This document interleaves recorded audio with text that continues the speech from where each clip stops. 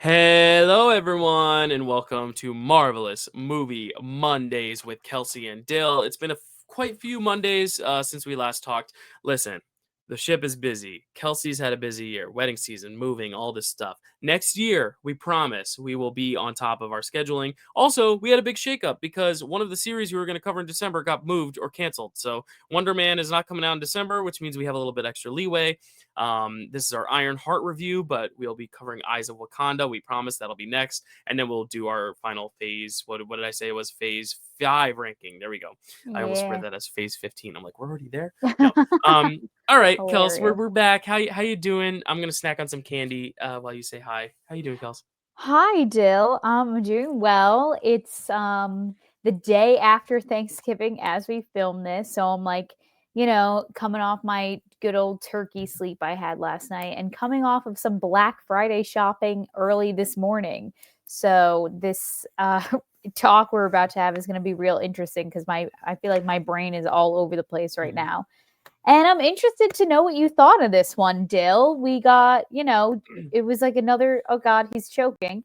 I'm Um, good. I thought I was, and then I was like, nope, we're good because I could okay, see the panic in my eyes.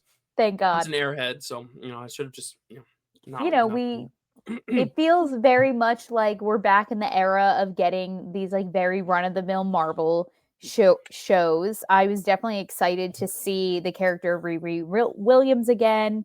Mhm. This one's kind of all about her establishing herself as a character as kind of like almost this like next Iron Man like figure, this like inventor, science protege, Yeah. and kind of the trials and tribulations she has to go through as a young adult woman. I'm not exactly sure how old Riri is Yeah, because I don't think they established it very I want to well, say and she's probably like 18, 19, 20.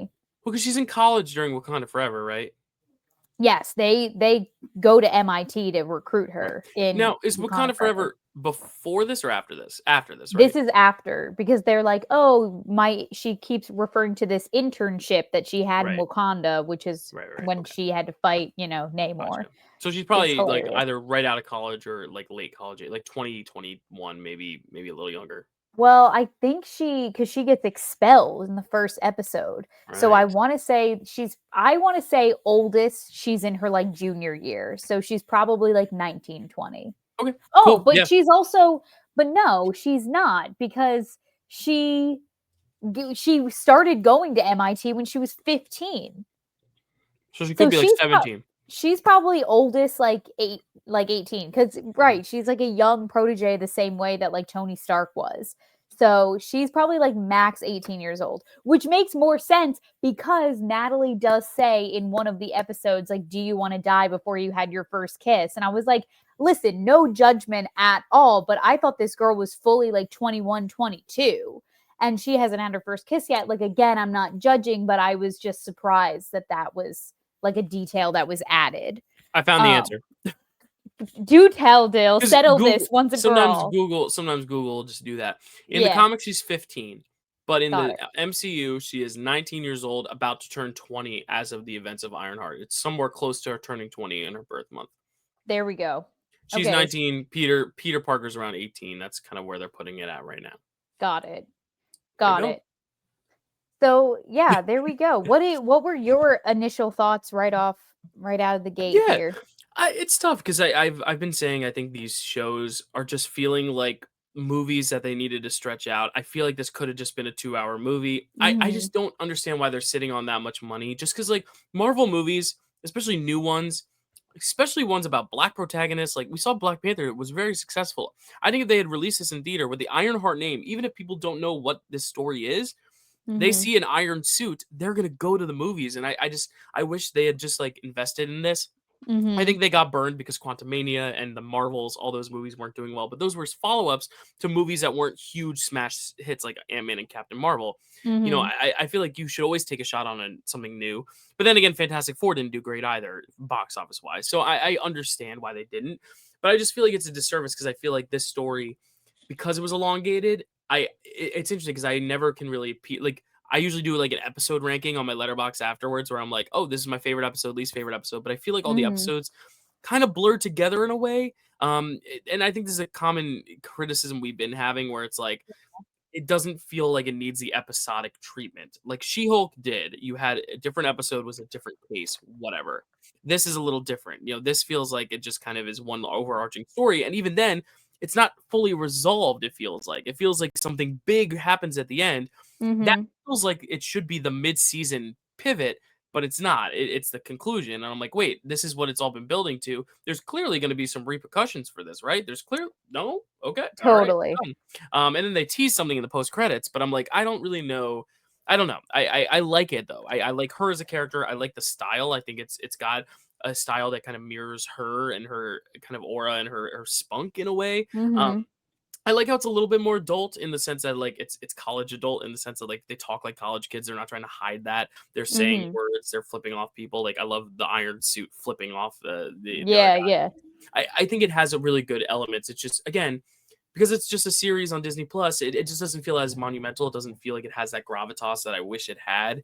Whereas like Thunderbolts, for example, just seeing it in the theater, it felt like it really had some sort of gravitas. It had some cojones to it, though, that I feel like this movie or the show, I feel like it came and went. I kind of feel like that's the case with the social media reaction too. I feel like people either hated it because they're racist and annoying, Mm-hmm. or they just kind of were like, yeah, yep, it happened. It was good. Like I feel like it's just not Right. leaving its mark, and I feel like this series originally, like WandaVision, even Falcon and Winter Soldier, which people didn't love, people were talking about it. That was like the news, and I feel like maybe it's just because like this year, we had now Stranger Things is coming out, so like that's gonna be the talk right now. But like just Mm-hmm. other shows kind of dominated the space, I guess. Maybe a little bit more. Maybe it just didn't find the way to the forefront that people wanted it to. I really don't know. Kels. I don't know. I like it though. I think it's good. But again, I'm not like losing my mind over it either. Yeah, I definitely think that it was solid. I definitely think that it was one of the more like generic Marvel MCU superhero things we've gotten. Like it didn't feel like very tonally different, like something like Mhm. Loki felt, or something like, I think you mentioned She-Hulk when you were talking, how that kind of had like its own formula and its own like vibe to it. I think that this is very much like, it reminded me almost of like a Falcon and the Winter Soldier in that sense. Mhm. But definitely more like geared towards like a female audience, a younger audience. Like Yeah. I really liked all the characters. I actually really liked that we were in a different city, that we just got somewhere outside of New York. Like Yeah. I was excited to be in Chicago and be in these different neighborhoods and explore these different like facets of what being in the MCU looks like for different groups of people. Yeah. Um, but we have a lot of new characters that we got introduced to in this series. We have 6 episodes we can talk about. We don't have to go too much into detail. I didn't honestly take that that many notes. Got many Anyway, notes. Yeah. I didn't take I many notes. Um, but we can just talk about like the highlights of what happened in Yeah. each episode. So, starting with episode 1, Take Me Home. The big thing, as I mentioned before, that happens in this episode is that Riri gets expelled from MIT because she keeps asking for grants to continue building her own version of the Iron Man suit. Yeah. But the only way that she can do this is if she needs to make money for the parts, and the way she's been making money is that she's been doing assignments for students in MIT, for students outside of MIT, and it's Mhm. basically she gets kicked out for plagiarism because she's been Yeah. selling her work, and people have been passing it off as if it were their own. And I remember back when this series first came out that a lot of people criticized the criticisms that Riri Williams had for someone like Tony Stark, because she said he was like this billionaire white guy. Like, of course, he was able to become Iron Man and do all the amazing things that she was able to do. And people were like, Tony Stark didn't build the first Iron Man suit in a cave for you to like slander him like this. And it's like, yes, but like you have to understand what the person of Tony Stark looks for in the eyes of someone like Riri Williams, who has an entirely different perspective on life, who is not a white man, who is not a Mhm. billionaire. Like the reason why, yes, Tony Stark was able to build this in a cave with a box of scraps, as we know. Yes. I was gonna say you were dancing around it, and I was like, what does that have to do with this show, Kelsey?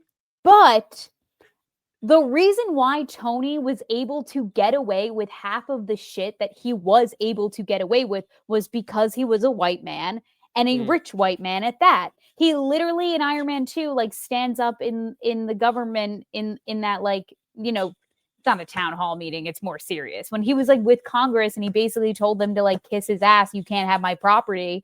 Like if he didn't look like how he looked and wasn't a rich white man, like that situation would have gone entirely different for Tony Stark. So you have to understand that, like, yes, I understand, like, but Tony didn't even come from humble beginnings because he was in a rich family. Like his Howard Stark, like, you know, gave him his name, gave him the money to become who he was. So I understand why Riri Williams would feel the way that she does about Tony Stark. Yeah. Yeah, that's very interesting. Yeah, I honestly imagine this would be a little bit more married to Iron Man, but I could see why it's not. I mean, they're not really directly related. I mean, they find Yeah. a way to connect it later, which we'll talk about. But Right. yeah, Oh, I yeah. do like how this kind of had to take on its own identity, but still, like, it is an iron suit, and I like how they had that addressing of Tony Stark and trying to like kind of subvert some expectations out the gate with that. Yeah. Yeah. So before we get introduced to that character, we are introduced to kind of like our main antagonist of the series, which is Parker Robbins, aka Hood, and his gang that Riri Williams gets tied into just because she's also just she continuously just like wants to finish this suit. This has been her life's work. She needs the money for it. Now she is out of MIT, so she gets wrapped up in this gang doing work for them. And so his gang consists of his cousin, John King, a hacker tech specialist named Slug, a kind of pyrotechnics um, expert named Clown, and then their two muscles of the group, Jerry and Roz Blood. All of these people have really interesting backstories in the comics.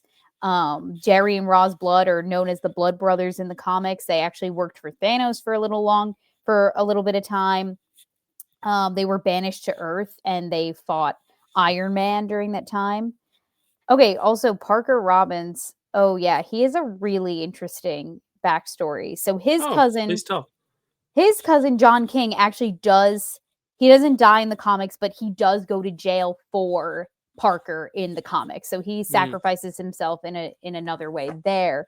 But Parker Robbins is this man who's kind of down on his luck. He has been like, his dad's out of his picture. He's been taking care of his sick mom his whole life. So that's why he gets into like doing these jobs with his cousin John King.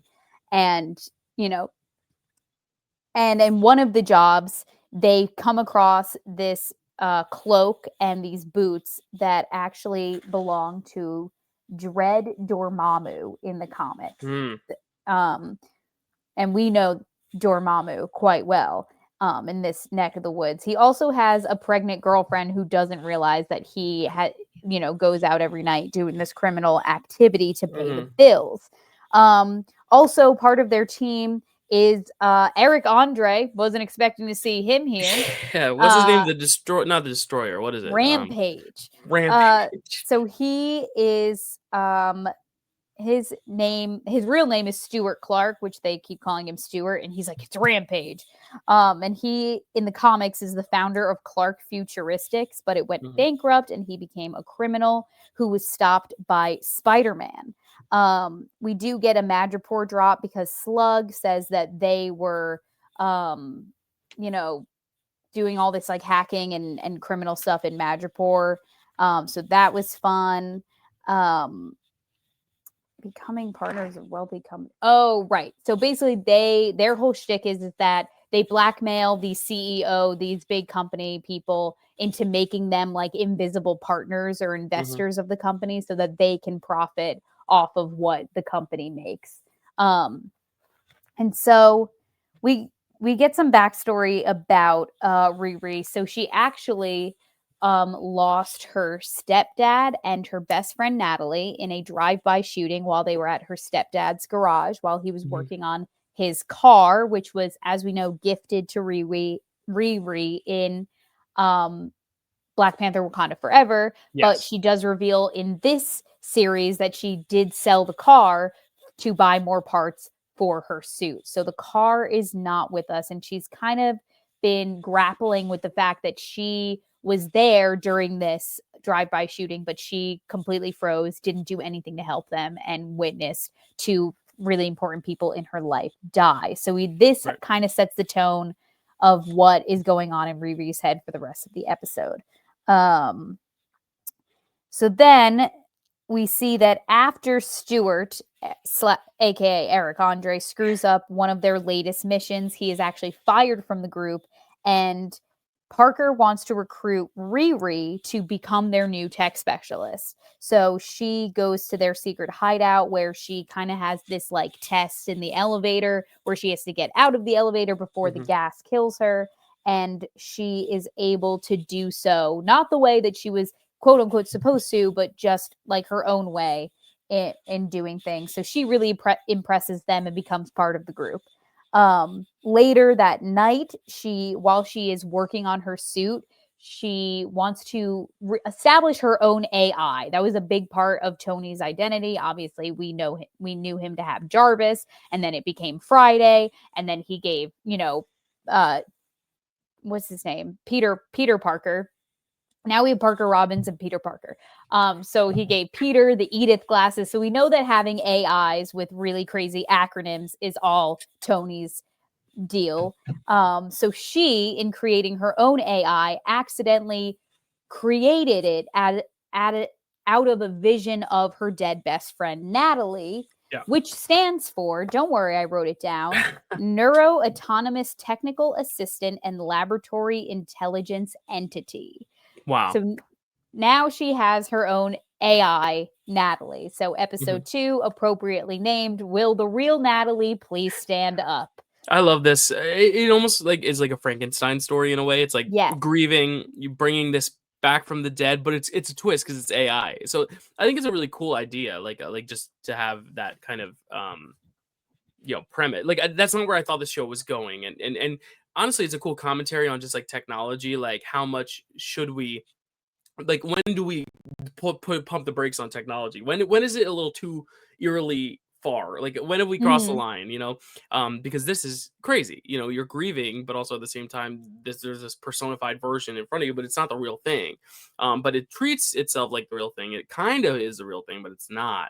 And I think that's what's very interesting about this idea. And I think that the AI thing and like manifesting the best friend again is so much more interesting than any of like the gang stuff. Because the gang stuff is kind of your run-of-the-mill Marvel stuff. But like I think this whole plot with Natalie is actually more of the exciting stuff about the show, just because it's something we've never really seen. We've never really seen like a character try to bring someone back from the dead in an AI form. Like WandaVision was a little similar, but still not Yeah. quite this. Yeah, no, totally. And it's really interesting that not only is she literally just like an AI from Riri's brain, but she's starting to like, reference herself as like Riri's best friend. And she's like, come on, like, remember when we did this together? And Riri's constantly having to be like, we didn't do anything together because you are just like numbers. You are just codes and nothing. Like, you are not the real Natalie. And it's kind of like, I found these moments where I was getting really attached to AI Natalie because as, she looks exactly like her, she sounds like her, and she didn't ask to be created. She just she's here now, and Riri's constantly dismissing her until, at the very end when she's like, no, like I've loved having her around. I've never felt like more myself. Like I need her to be in this with me now. But in the beginning, she's really not handling it well. I will say, as far as AIs go, she's not like super helpful. No. She's like, she barely ever like gives Riri like the correct information. She's barely there for Riri when like she really needs her to be. I wish she was just a little bit better at her job as an AI, Yeah. but because Maybe we shouldn't be utilizing AIs for jobs. Maybe, huh? Maybe it's the whole concept. No, totally. No, I know. Maybe But, that's like, in it, the way that Dill. Jarvis was, like, at least assist in some way. Yeah. Right. Like Jarvis would be like, "Oh, you have a missile coming at you right now. Like, do you want me to deal with that?" Where Natalie literally has a moment in the show where like a guy pulls a gun on Riri and she completely freezes cuz she like has like the PTSD from like real Natalie in the shooting. Like it's really crazy this like line we're crossing like you said, Dill. But this is the episode where we get introduced to a man by the name Joe McGillicuddy, because Riri needs some technology, as she always does, to finish her suit to do the first job that she's going to do, the first heist that she's going to do with the gang. So she goes out to a town nearby Chicago to kind of blackmail this guy for his tech. I will say Natalie does find him for her, which is nice. It's like one things that she does do is the AI. So he takes her to his secret bunker where he reveals that, oh, like I kind of collect all this technology. It makes me feel closer to my father. He always believed that technology was the future. And I guess I didn't catch that at first because when the reveal came of who he actually is, I was like shocked. I was like, Yeah. Me too, honestly, Kelsey, it went over my head too. yeah, so Yeah. I didn't see that coming at all. I was like, wait, what? And then when I did my second rewatch, because I watch everything twice, I was like, okay, the signs were there. Got it, got it, Mhm. got it. Yep.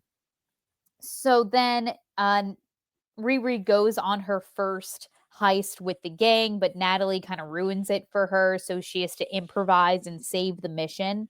But afterwards, when uh, they come out of the building, and this is when the security guard pulls the gun on them, and uh, Riri is like, "Okay, Natalie, like close the suit, like we have to do something." And Natalie totally freezes up at the sight of the gun. So Parker does have to save her by he shoots a bullet and it curves around Riri to hit the security guard, who does live. He didn't die right in front of Riri's eyes. That would be really heavy. Mhm. Um, but now we know we're kind of getting more of a taste of what Parker's powers are and what Yeah. this cloak can do for him. And Yeah. another thing that we see at some point, probably in this episode, is that this cloak seems to be making him sick. It's kind of like infecting him, almost like a He's got these virus. scars and stuff, And yeah. he's got these scars and all these markings showing up on his body, so he's like constantly tattooing over them so people can't see. So this cloak is like kind of bad news, but we find Yeah. out where this cloak What comes from. what I also really like about this show in general is that, like, I feel Mhm. like this is a good blend between, like, the machinery grounded, like, technology Marvel and the mystical, magical Marvel, which I feel like a lot of the Mhm. times we'll get one or the other. It's like you either get your Iron Mans, your Caps, where everything's very grounded, everything's based on technology. Even Mhm. Spider-Man is kind of more that because he's got a suit. But then you have Mhm. like Doctor Strange, which is mystical, magical, and I like how this is a combination of the two, quite literally. Um, and not even in like the No Way Home way where like Doctor Strange and Spider-Man, like this is like all about the difference between the two and what will prevail. It just dives into a lot about like technology and magic in a way that a lot of Marvel films feel like they pick one or the other. So I like that this show is a bit of like a balance of both, which is cool. It adds another element in making this feel more lived in of a world because it's like at this point there would be magic coinciding with all this. It's not like we have to keep these things separate unless we're doing Avengers movies. Yeah, Yeah. totally. Speaking of blending the magic and the technology, episode 3 titled "We in Danger, Girl." Hmm. Um, so because of this magical element that now Riri has witnessed her eyes to, she is beginning to think that she's in a little bit way over her head with joining Yeah. this gang, because she's starting to question like what this cloak can even do, where it comes from, its origin, like what's going on here. She's starting to think that maybe this is not a group of people she should be involved with, although she still really does need the money. Um, and so, while celebrating the success of their latest heist, the member of the gang Clown puts on Parker's cloak as a joke, and then John gets really defensive about it, rips it off of her, and actually ends up hitting her because of it. And so she's like, "Oh, these people are bad news. This cloak is crazy. I need to protect myself and get out of here. So they planned their next heist, which is going to be on a man named Hunter Mason, who is the CEO of Heirloom Biotechnologies. And they kind of almost have this whole like Robin Hood esque features about them, just because they are kind of like stealing from the rich and like giving back mostly to themselves, not really anyone else. But Mhm. I did notice that they have been going after people who are kind of like getting a little too big for their britches. Like this guy, apparently, because of the technology he's been creating, it's starting to put like the local farmers out of business. So they go after him because of that. The first woman that they went after with her whole like tunnel company was like, like gentrifying the neighborhood and becoming just like an evil billionaire, as we see in our real world here today. And so they kind of have like that aspect going for them, but at the end of the day, like they are willing to do whatever means necessary to get their mission across, which is why they're just not people Riri should be associating with. So Joe actually goes to Riri's house and tells her that he's working on a new way to help people with his technology. So he is starting to kind of combine, like you said, Dill, like kind of step over this line of how far we should be going with technology, because he wants to start integrating it to his own being. He starts, experimenting like on his own arm, which is crazy. Um, and so we see that Riri goes to her stepdad's garage this episode and has a panic attack.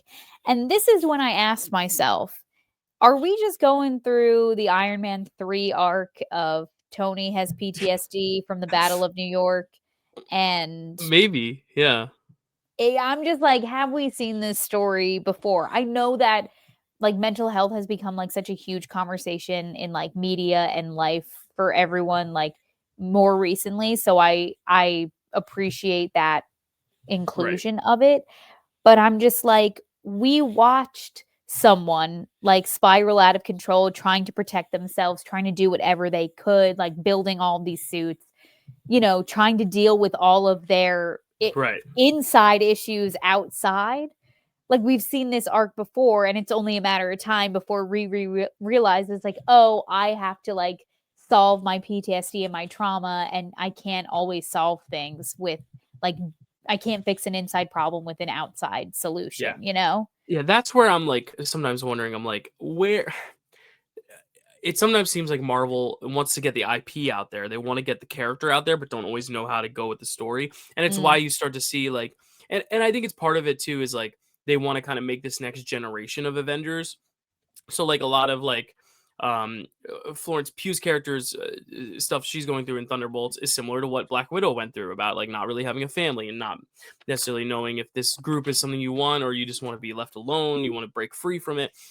Hawkeye, a lot of Kate Bishop mirrors a lot of Clint's story. mhm. I think they're just trying their best to try to like pass the torch, but in that sense, like they're also passing storylines and themes, just because they're like, well, this is an Iron Man thing, so like why don't we just give her the same Iron Man stuff? Like, this is what happens when you're Iron Man, you know? Right, And I right. don't love that about it, because also Peter Parker's essentially also kind of the Tony Stark passing down. So it's Yeah. like what are we doing? Yeah. Yeah, they're like, I know that like a lot of like beats are gonna be reused, reduced, reused, recycled in the Hmm. superhero genre just in general.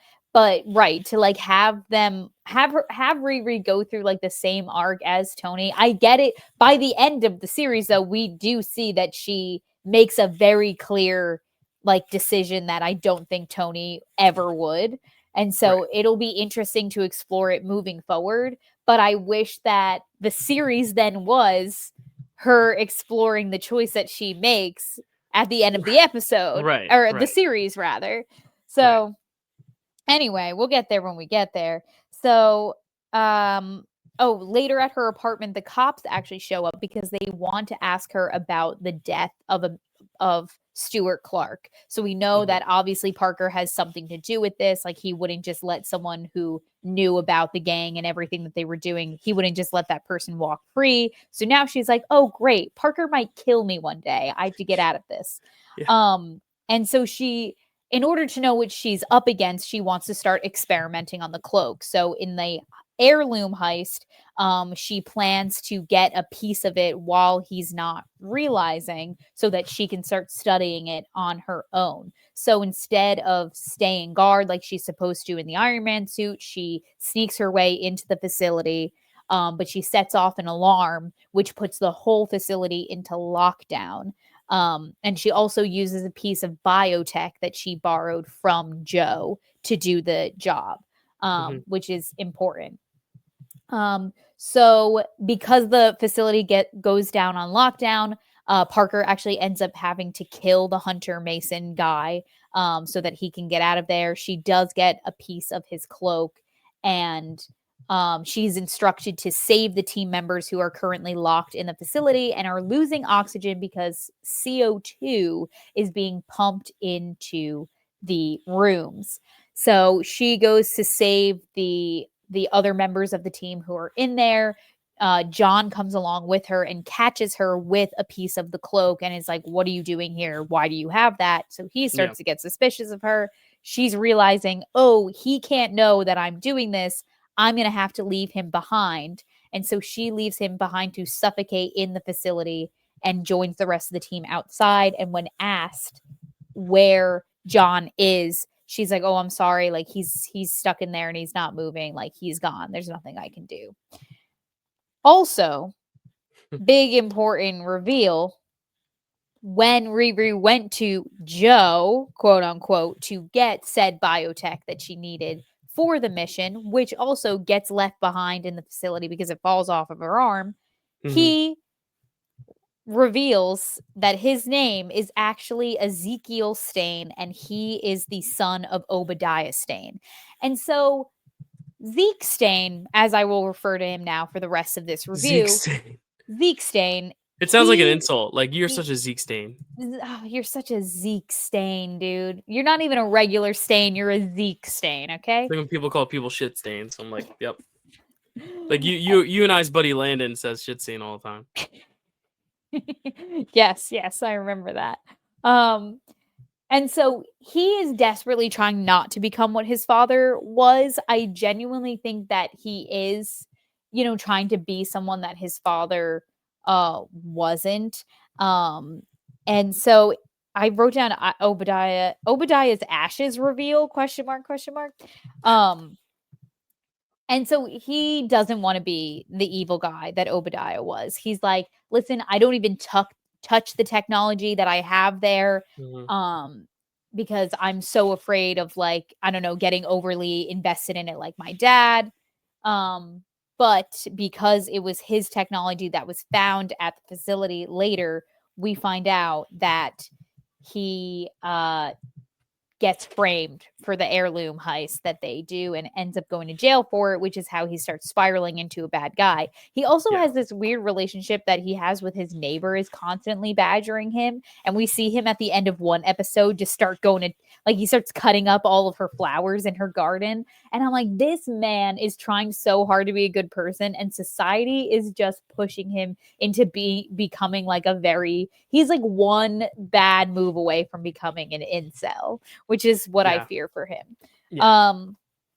It's unfortunate too, because I was like so excited because I like the idea of like a villain's son being kind of redeeming and being someone that we can, like, and kind of changing the image of the family, and only to be like the villain at the end of the day. I was actually kind of disappointed by it. I don't want to say what I'm about to say because it'll give away a twist in a new movie that's come out recently, but I saw a new movie in theaters recently that, like, it's kind of the same thing where you're like, oh, I like that they're turning this trope on its head, and then it's like, oh nope, they are the villain. All right, never mind. So I don't know if you're picking up what I'm putting down, but I'm like, oh, come on. I haven't seen that one yet. I don't know if we're talking about the same one, but we'll talk after maybe, because I just don't want to spoil it for anyone listening out there. But it's one of those things where I was like, oh man, like, really? Anyway. No, totally. But this episode ends with Parker is kind of spiraling back at his apartment because now he has just lost his cousin, and he starts asking seemingly the heir. We don't know who he's talking to, but he's asking, like, was this part of the plan? Was John supposed to die? What's going on? And then whoever he's talking to reveals to him that Riri actually did have something to do with John's death. So now Parker knows, and now Riri, as the episode said, is in danger, girl. So that brings us to episode 4, Bad Magic. We get introduced to more characters in this one as well. So so first we start in a flashback where John and Parker are seemingly doing kind of like their first heist together. They're breaking into a mansion, and it goes wrong. John has to kill this guy that was going after Parker, and he says, all right, now we got to make a break for it. You run, I'll meet up with you. I'm not too far behind. And that's where the flashback ends. We're at kind of like a memorial service for John, and he's like, all right, like, we just got to get better and stronger for the next mission. Like, we'll meet soon. And Riri goes up to him and is like, hey, like, do you have anything you want me to do? And Parker looks at her and says, yeah, I got plans for you. And this is when I want to take the opportunity to say that I thought that Anthony Ramos did a really good job in this. Yeah, I'm not the biggest fan of his. I mean, I love his musical theater stuff. I think his best stuff is like Usnavi and then Hamilton.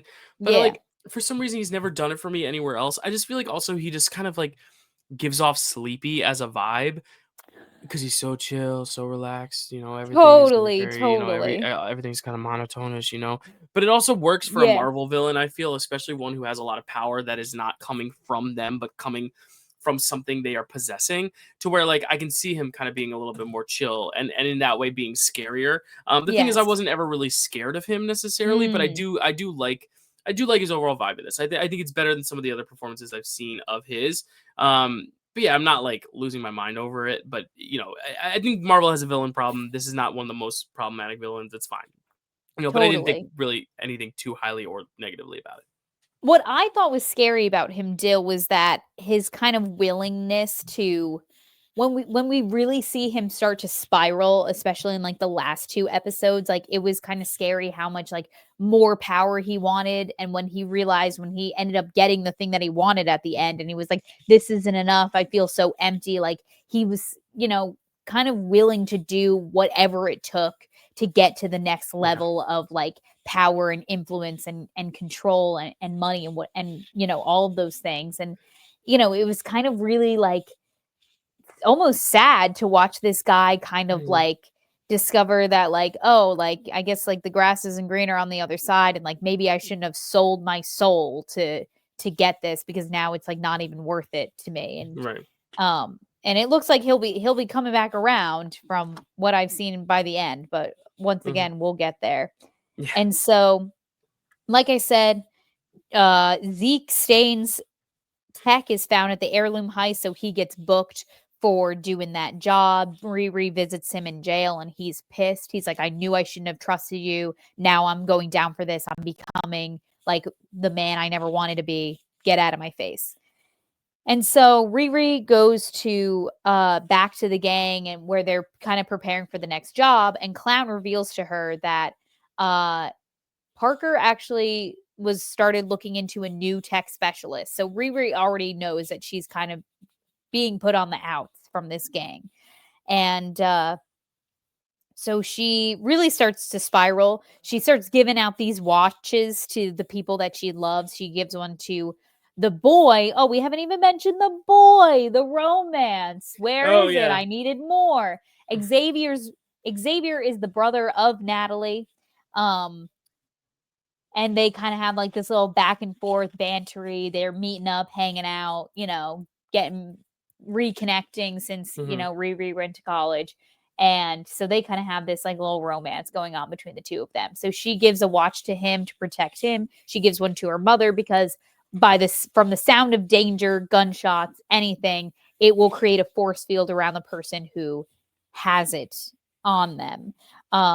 So then she finally asks her mother for help. She's like, maybe I need some magic, because she's also starting to realize that she has no idea what this cloak is made out of or how to destroy it or what to do with it. So Right. she's like, maybe I should get like an aura cleansing or a crystal, or can you help me out, mom? So they go to um Ronnie is her mother. They go to Ronnie's friend's shop. Um, Her name is Madeline Stanton, and she has a daughter by the name of Zelma Stanton. And in the comics, Zelma Stanton is a librarian who Doctor Strange meets. Oh, she goes to Doctor Strange for help because she's infected with mind magnets. Mm-hmm. Not magnets, maggots. Mind maggots. Um, and so she goes to Doctor Strange for help. He fixes her in Camartage, and she becomes the full-time librarian as Wong is in Camartage. And Right. she's really cool, really spunky. Mm-hmm. So upon asking for some magic, Zelma takes them to another dimension, which she refers to as the Western Cortex of Neverith, Whoa. wherever that is.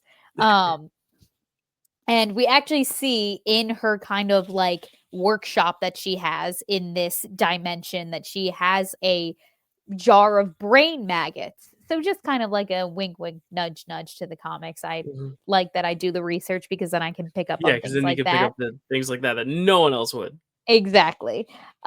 So Riri finally reveals to them what she brought the piece of the cloak that she found, and they start talking about it together.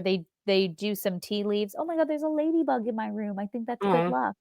I just got distracted. Sorry. Um, and they're reading tea leaves about it, trying to figure out where this cloak came from. And Zelma and Madeline both realize that this is a very dark entity and that they should not be messing with this Mhm. whatsoever. So they kick Ronnie and Riri out of the store and is like, you need to get rid of that.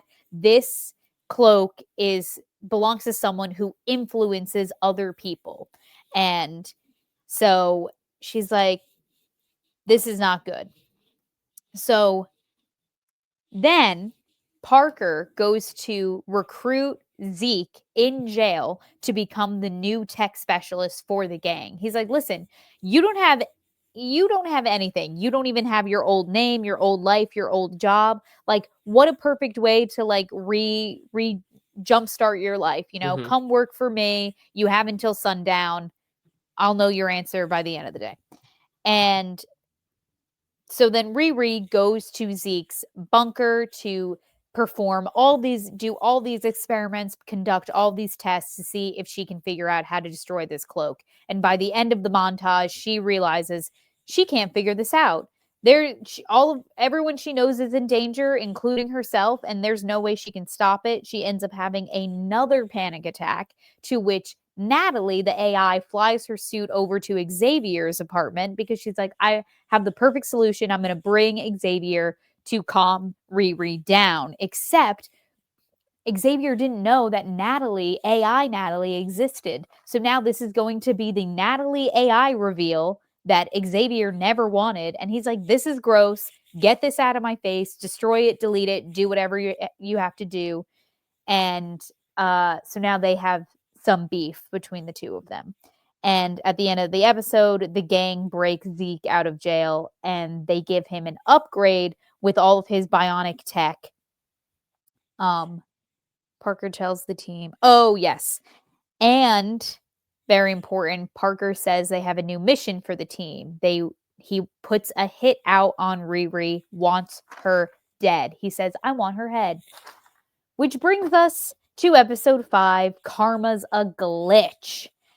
Which I think this is a really interesting episode, Dill, because Riri is somehow able to take on all of these crazy assassins, and she beats every single one of them in a white castle. Not my first choice of fast food. Like, if I had to take down a bunch of criminals, like, I would want to do it somewhere that I liked, like maybe a Taco Bell, maybe somewhere classic like a McDonald's. I'm definitely not stepping foot in a White Castle, you know? Wait, I can't hear you. Are you muted? Oh yeah, I am. Sorry, Okay. because my microphone unplugged and I plugged it back in. Yeah, I don't know. There's a charm to a White Castle though, because I feel like White Castle also gives like a little grimier of a feel, a little Yeah, grittier. that's Like you really have to true. work for it. I feel like McDonald's is too like fun and like I think it's a perfect venue for a big brawl. I don't know. Okay. All right. All right. No, I get it. It's definitely grimier, which is why I'm like, I'm not gonna be crawling on the floors of a White Castle. I don't want to crawl on the floors of any fast food establishment, but White Castle in particular, I don't think so. But before this fight happens, we do have Zelma and Riri meeting each other because Zelma's given her a bunch of information about the Dark Dimension, which we know is run by Dormammu. I really like this moment where Riri said she calls him Dormumu. Yes. And I'm like, that's just hilarious. She's like, Dormumu. She's like, well, first of all, it's Dormammu. Um, and so Zelma's just trying to give her all kinds of advice. What I thought was weird is that once the Blood Brothers, Jerry and Ross, show up to kill her, which Jerry is one of the actors from Talk to Me, that Australian horror Yes. film, Yes. which Yes. Yes. I Yes. noticed, and I was like, oh, I like them. I hope they book more work. Um, so since but Zelma has clearly magical abilities, right? I think she even said something about training at Kamartage and, becoming a sorcerer. And I feel like she could have just taken her and Riri to an alternate dimension to escape out of the White Castle. Yeah. But instead, she's just like, oh, are you going to be good here? Because I'm going to leave. And she just like leaves Riri to die. But anyway, Yeah. so she ends up stopping the Blood Brothers. She entraps them in one of her force field bracelets. Clown comes to kill her, but instead of killing her, she kind of is able to distract her by revealing that Parker definitely had something to do with Rampage's death and that Hmm. he actually doesn't care about any of you. That like, this is not the family he says it is. All of you are expendable to him. Like, don't get caught up. Don't listen to the lies that Parker is telling you. Right. And so she's able to stop Clown, and then Slug, who kidnapped the suit with Natalie in it, comes to also kill Riri, but Natalie is able to break free of being trapped in the back of the van, the back of the truck she's in, and she's able to save Riri, but Riri cannot fly away. Just she's just not quick enough Hmm. because Zeke shows up with his new found powers. It's very like Electro. He's now like Yes. full of Force lightning and lightning. he's Hmm. zapping her left and right with the electricity that is coursing through his veins. Um but he does spare her life because at the end of the day, he is not his father and does not want to be. I think this Hmm. is just a guy who's been like cornered into like this lifestyle Right. and he truthfully really doesn't want to be a part of it. So he spares Riri's life. He says, "Get out of Chicago because if Parker finds out you're alive, I'll die." And Riri, and now her suit is destroyed, and she runs down the street to her house, and Clown watches her go. So then she finally goes to her mother for help. And what was also weird about this episode for me is that she tells her mom everything. She comes clean about everything about the shady job she's been doing, about how this guy's after her, everything. And her mom is like, "Well, you can't run now. You have to face this." And it's like, "Your daughter just told you that this assassin, this crazy guy wants to kill her." Right. And your response to it is like, "You can't run from your problems, Riri." It's like, actually, we should be packing bags right now. Yes. And so I just thought it was like a really weird, like I understand the point of the message is that like yes, she froze, she has you fly, you freeze or you fight. And she's like yes, she's flown away from her problems, she's frozen when problems have occurred, but she hasn't fought. And it's like, okay, but like you're asking your daughter then to go up against this entire gang of people that want her dead. Like it Yeah. just felt like the stakes were like really off there. Hmm. Um and so she goes to her stepdad's garage to really face the trauma head on so that she can start working on a new suit. And so then Zeke and the gang tell Parker that Riri's dead. Which is just this is another part that made me laugh was like Parker was like, "All right, tell me about how you killed her." And then or how you got rid of her. And Zeke just goes, by killing her. And without missing a beat, Anthony Ramos goes, "I love this story already. Tell me more." And so Clown actually, even though Clown knows that Riri did get away, she actually does help him out and say like, "Oh, he ripped her armor off bit by bit, and like this is all that was left of her." All that was left of it because he took the helmet of the suit to show Mhm. that she was dead. And so it was interesting that now Clown is kind of turning on this whole thing and is kind of having Riri's back in a way. I kind of like that they had this like kinship between the two of them. And so she asked Slug, she's like, "Hey, do me a favor, like give me Rampage's autopsy report because I want to see like how he died." And oh, yeah. And so then Riri starts building a new suit with the help of her mom, Natalie, Zelma, the little boy Landon, who's been popping up, and Xavier comes by and he's like, "Listen, I don't understand why you made my sister an AI. Don't respect it, but like, I'm going to be here for you." And, um, and so now she's finally decided that she starts needing to combine magic and science together, that she can't fight one without the other. And that made me think, is that Doctor Strange's arc?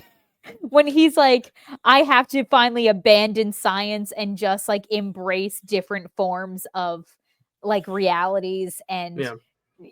so I think it's I'm a just little different in the sense of, like, I think okay.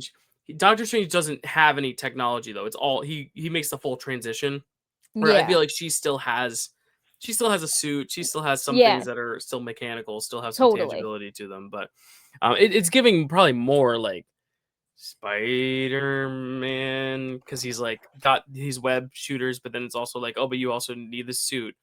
Ah, no, that's kind of the opposite.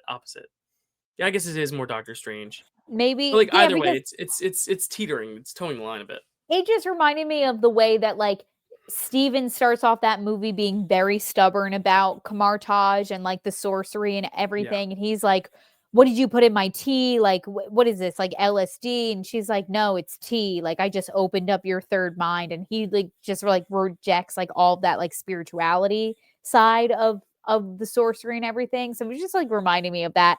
But like you said, Dill, I do like that she marries the two at the end of the Mhm. day. Um, so then she actually her mom reveals that she bought the stepdad's car back when given the opportunity, very convenient. And rebuilds her new suit out of her father's car. And so she um oh yes, and then after killing Riri, Zeke plans to skip town. He goes back to his house, packs his car. He's like, "You're never going to see me again. I'm out of here." But Parker stops him because Clown does confront him about Rampage's death and is like, "What happened there?" And then once he's like, "Okay, so you're all turning on me, you're all fired." And so he fires the whole gang. They're all loose, no Mhm. leader at all. And so Zeke goes to pack his car, but Parker stops him and is like, "You're stop what you're doing, you're coming with me." And Zeke is like, "No, I'm not." But as it turns out, yes, he is, because Parker made it so that his bionic technology that is now in his whole body is controlled by Parker. He is the admin. So Freaky. now Zeke can be Parker's puppet for the remaining 2 episodes or episode and a half, really. Um so Oh, yeah. So then Parker finally does the thing that he's been meaning to do, which is return back to the mansion that he wanted to rob in the flashback that we saw a few episodes ago. And we find out that the person he's been trying to get back at and ruin their company has been his father. And his father has been the one that neglected him his whole life, threw him out of the house at age 12, And so he's just been wanting to get back at his dad for being this rich asshole, and he wants to take over his dad's company, which he does. And by the end of the episode, Riri decides to add magic to her suit, but it comes at a cost, meaning she is going to lose her AI, Natalie, which she does. And she tries desperately in the first beginning moments of episode 6 to recreate. So, episode 6, the past is in the past.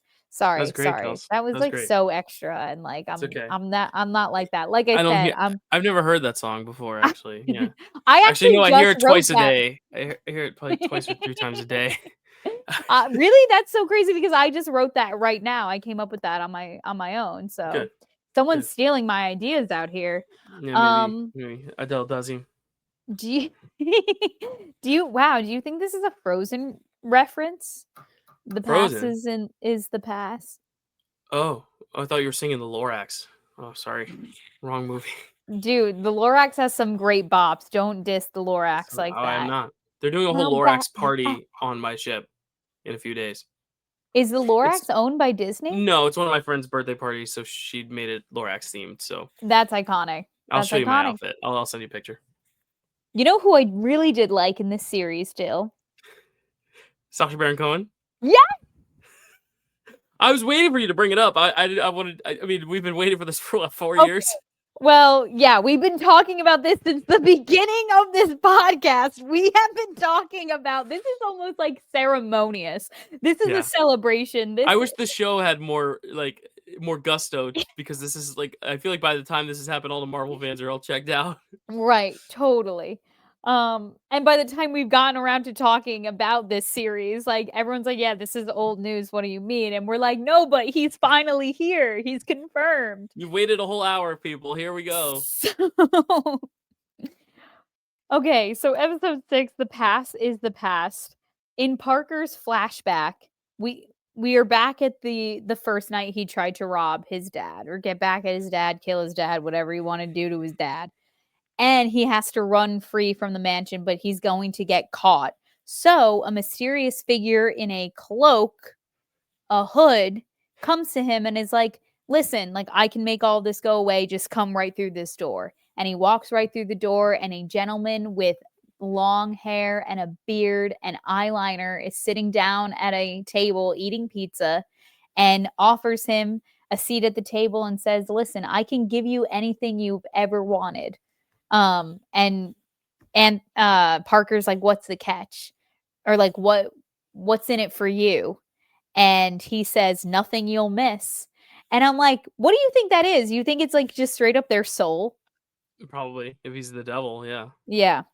So we have a Sacha Baron Cohen reveal, and we don't know his name until Did you remember when they were like rumored that he was the casting for it? Yes. Yeah. Okay. So did you have any idea then, or did you forget by then? Well, I've forgotten. By the time I started this series, finally, I forgot that was confirmed that he was going to be playing Mephisto. Yeah, and I don't know if it was confirmed he would show up in this either. And this is not the series I was expecting him to come into. But so when he showed up, were you like, "Oh, that's right," or were you just like you hadn't even thought about it? No, I was like, "Holy shit, it's happening!" Oh, okay. Everybody So stay calm. It's happening. You clocked it. Okay. Yes. Gotcha. So then, Riri goes to stop Parker. She helps him by, fixing the mechanism that's in him. He makes it so that Parker can no longer control him, so that Z can just be a good person.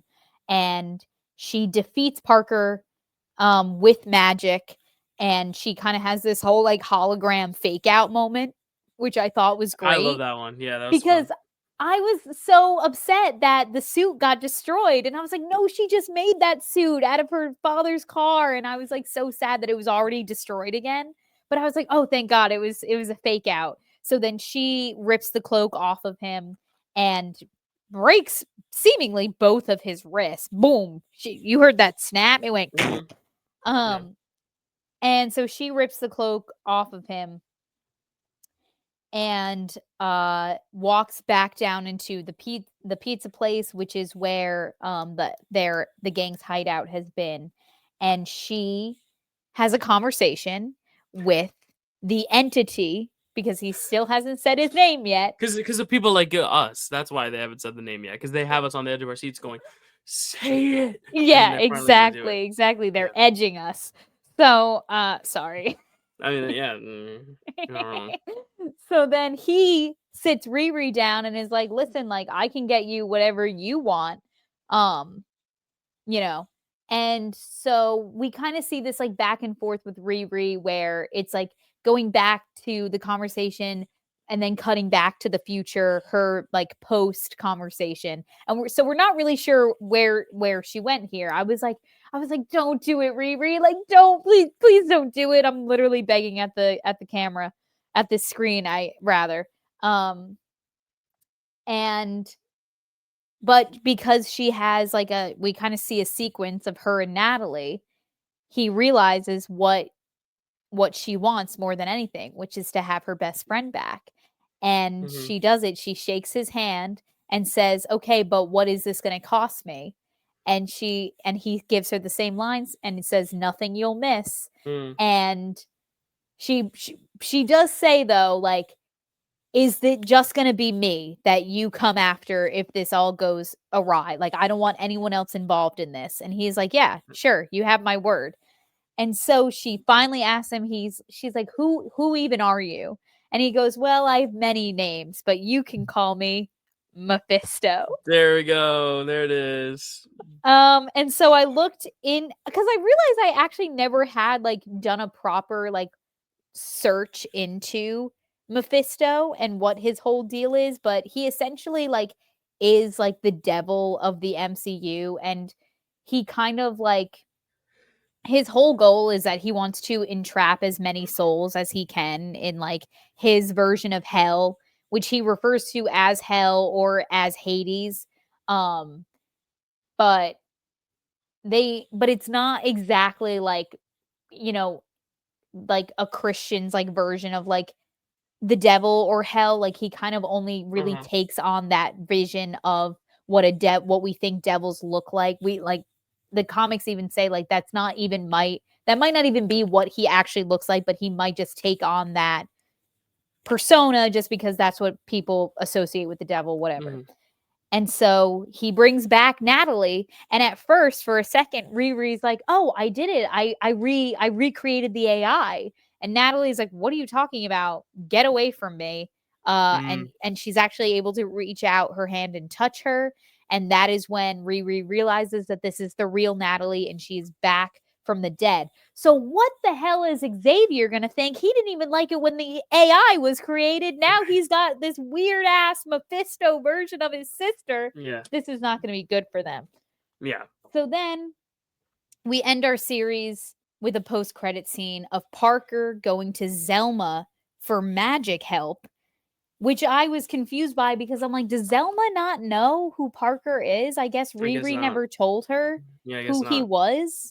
Yeah. And I guess like, if anything, she probably described him as like this guy with a hood, and now that he doesn't have it anymore, like he's walking around without it, so it's like, I guess she just doesn't know who he is. So I'm like, Yeah. what does this mean for Zelma? Is she going to join the dark side? Is he going to learn the art of Kamar Mhm. Taj, like center himself with sorcery and become a good guy? I don't know. I don't know. Well, and here's my thing, like, so a great series, a good series. I don't think it's great. It's good. Like Yeah. good elements I really like. I really like the characters. But now I'm like, so was the whole series building to her getting her best friend back? Because it didn't feel like a big cathartic moment, and it didn't even feel like, I mean, I guess the whole series she had been trying to get her back through the AI, but it wasn't like Mhm. the whole struggle of the series was like, I just want my friend back. I just want my friend back. At the end, it became that when her friend went away. So for that Yeah. episode, it was resolved. But I'm like, what is the main series building to? It's where I kind of have a problem with how it just like ended out of nowhere and that's it. Like it's just in the middle of the series. And it feels like it should have had a finale. This almost feels like the episode before the finale where then everything kind of hits the fan. I didn't even read up. Is there going to be a second series? Because this didn't perform very well, and it got bad reviews from a lot of people who, again, are racist idiots. So I'm like, I'm wondering why they would end it on this note. I don't Mm, know if maybe they were hoping that people would be like, "Oh my gosh, she's back." But also, I don't think, because we got the AI version, it wasn't like we were missing this person for the entire series to where it's like, "Oh my god, they're finally reunited," either, because it's also not really her. It's a different version of her. So it's kind of one of those things where I'm like, why aren't there more episodes? It just felt like a yeah. weird ending point for me, where again, I feel like it didn't stick the landing like a lot of these shows haven't been, because I just feel like there's no completeness to this season. And if there is an open-endedness, we should at least know what we've got expected to come next, so we can at least look forward to something. Because right now there's nothing next for her. So it's like, okay, so Yeah. now this is it. It just ends with her getting her friend back, but is it really her friend? Is it a different version of her friend? And also, what is the repercussions of that? Because he said nothing you'll miss, but also like clearly he's a villain, so there's clearly something else at play. And is Yeah. that just gonna? But also, you're not gonna be able to hash out all this stuff in Doomsday and Secret Wars. So I'm like, I don't know. I'm just very, not pessimistic, but very weary about the future of this. Just because I'm like very wary, because I'm just like not sure where the ultimate resolution is going for this. It just felt so weird to like cut to black and that be the end of the series. You know what I mean? No, I agree, Dill. I think that it's like it was very yeah, I think like just because of the payoff of like we've been, like we said, we've been talking about this character literally since WandaVision, and I just think that like maybe he should have gotten like a bigger moment or have played Mhm. a bigger part in it rather than just being a part of like the 2 episodes, because like I said, like I think that he gave like the richest, like most enticing performance in this series. Mhm. Like he No, he really was great. made it interesting for me in the Fantastic. last 2 episodes, which is why I think the last 2 episodes are probably my two favorite. I Yeah. mean, like you said, it's kind of hard to pick out a specific one just because they really all do kind of blend together. Mhm. But I really think that, maybe Riri Williams really should have gotten her own film, because then I really think that the hype for Mephisto and for the future of the MCU would have been there. And he really could be, I think, like the MCU's next big baddie, because I think that's what we've been missing in these past like 2 phases we've had since Yeah. Endgame, Well, because it is was gonna that be Kang, and then it's not Kang, but now it's gonna be Doom, but also, like, we don't know for right. sure if Doom's a villain because it's Robert Downey Jr., all that stuff. Right. And so I'm just like I'm wondering like you said, I'm wondering when and where we're going to see this character again. If he pops up in something like Doomsday or Secret Wars. But I think like those plots, like there's already a lot going on from what I understand in those 2 movies. There's a lot of actors on the bill for Doomsday alone. So Yeah, it's going to be really hard to juggle like everything that's going on, especially with like the introduction of the mutants now as well. yeah, We're going to be right. introducing all of those characters Well, coming forward. that's why I liked that, like, Hawkeye series ended very definitively. This is where Mhm. Hawkeye's story ends, this is where, um Kate Bishop's story, I guess, begins, but like it feels complete now, where you can open the door again, you could leave it closed. There's like a post credits maybe to tease that they're going to join up. Even Miss Marvel felt like that series had closure for that story, and yes, then you brought her into the Marvels. That's the thing, is like it should have been a complete story, and then the post credits is where it opens the door for a potential sequel, not leaving on a complete cliffhanger. Because if we never get the second half of this series, it's going to be very underwhelming, and I just don't think you can pay off 30 different projects in one movie. Otherwise, then it's just going to become like one jumbled up mess, which I'm worried is where we're headed, because you also have to introduce all the Doom stuff. So like Mhm. I'm Mhm. really worried for Doomsday at this point, that it's going to be just messy, just because of where we've been leaving things off. But I'm staying Yeah. optimistic at least. Just because also I really like Riri Williams. I really like the character. I think Dominic Thorne is great. So, you know, all the Yeah. thoughts. But anything else on this, Kels? Though I mean, we've kind of said it all. You recapped it very thoroughly and nicely. But Oh, thank you. Mephisto's finally I here. tried. It's the big day for us. Very, very nice. Very fun. Mephisto is finally here, and I'm really happy with the casting. I'm really happy with like the The way look it's and the presented. Yeah. energy and the Mhm. vibe of Mephisto. I Yeah. really they did this really cool detail that I liked, where sometimes when he spoke, his voice was almost layered with a bunch of different with like a voice effect almost, and I thought that Mhm. that was like really that's when he got like really scary when he sounded like that. That kind of sometimes happened when Parker spoke as well, especially during like the last episode when he was really starting to spiral and the hood was really starting to take over from him. Sometimes he would also have this like vocal effect for some of his lines, and I really like that choice. Yeah, bummer. It says on IMDb that this is only a mini series. Excuse me, only a mini series. So I don't know if Yeah. there's going to be another season of this specifically. So I don't know when we're gonna see Riri Williams again. Yeah. Unless they do like a Mephisto series or whatever, and like that's the main thing. But again, then it Right, becomes a right. shift of focus. I don't know. I'm very optimistic. I'm optimistic for this character because I think she adds a cool energy. She's not as stoic as now Shuri is as Black Panther. You know, she's not as like all over the place as Peter Parker. You know, but she fits a Mm-hmm. youthful energy. That I think will be fun if they do finally do Young Avengers. But by the time they do Young Avengers, they'll all be in their 30s. So I'm like, okay, whatever. Right, right, Right. literally. So I don't know what's Um, next, but it is what it is. yeah. Interesting. It just Yeah. it was solid. Um and it makes me excited for the future, but the future is very questionable with Yeah, the MCU these days. I So, agree. Yeah, I mean, so much so that like Wonder Man was going to come out in December. I was like, that's a fresh new thing that we haven't even met him yet, and now it's not happening. oh, At least not right. now. So, I don't know if this happened for you, but I was getting trailers for that. On Disney Plus. I've seen a trailer for Wonder Man. Oh, cool. I haven't seen a trailer at all. So it's coming. It's just I think it's coming January, February instead. So we'll cover it next year. Yes. But it makes our job easier because we were slightly behind schedule. So we were supposed to do Eyes of Wakanda in November. We're now going to do Eyes of Wakanda in December with our Phase 5 ranking. So we'll just push Wonder Man the next year, and then it'll be back Yeah. on track. But that's what we have next in store, Kels. Do you want to leave any departing words for our fans and amazing viewers? Or Thanks for waiting 5 years, 1 hour, 11 minutes, and 30 seconds for us to finally talk about Mephisto in a very in a literal official sense? way. It is like Yes. it is official. He is on our screens. He's in Name our drop hearts. too. No, even speculation if that is him. Yes, It is name him. drop. Not it's not Um like the Fly where it's like that Fly was Mephisto. No, remember that? No, literally. The Fly. Oh my god, I'm having The war Fly, it's flashbacks. Mephisto. The rabbit is Mephisto. The No. everything's Mephisto. There's a He's knock at the Mephisto, door. you're It's Mephisto? Mephisto. Oh, it's Evan Peters, but he's Mephisto as Evan Peters. Yeah, yeah, yeah. Dude, that was crazy.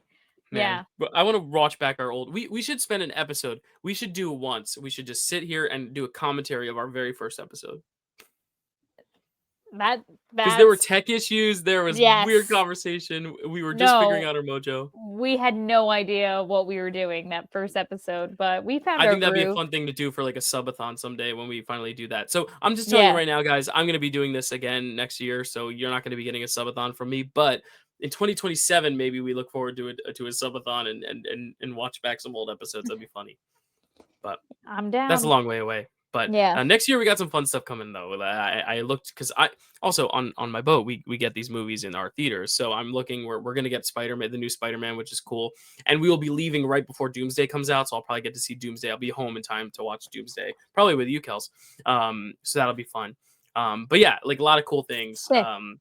A lot of cool things coming up the wire for Marvel, and plus more Daredevil, more of the animated Spider-Man show. So Wonder Man. We'll find some fun stuff to talk about next year. But we got 2 more episodes coming in December, so stay tuned for Eyes of Wakanda next. Kelsey, anything to tease for your YouTube channel that is thriving? I mean, that DC video was amazing. Oh, thank you. Next, these videos take me a long time to make because Mhm, I consume a lot of content and then I film my thoughts and opinions on it, and then I have to edit the whole damn thing. mhm. So the next video is in the works, I promise. And I have been reading a series, and that is my Reading. little Oh, tease for the next I think I video. might So know what that series might be. never It is before read. So Yeah, I'm thinking, oh, okay, maybe I have 2 guesses. I'll ask you off air. okay. But All right. thank you all for watching this video. We'll stay tuned for Eyes of Wakanda next week. Otherwise, thank you and take care. Bye.